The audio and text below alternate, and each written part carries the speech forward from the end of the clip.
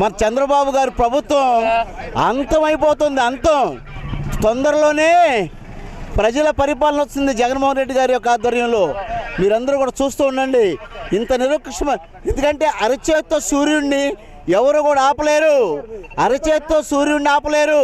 ఇది కేవలం రాక్షస పరిపాలన, పోలీస్ పరిపాలన. హిస్టరీలో ఇలాంటి పరిపాలన ఎవరు కూడా ఎంతో కాలం నిలవలేదు. డెమోక్రసీ పరిపాలన వస్తుంది. ఇది ఏ రకమైనటువంటి దానికైనా మేము సిద్ధంగానే ఉన్నాం. మేము దేనికైనా సిద్ధంగానే ఉన్నాం.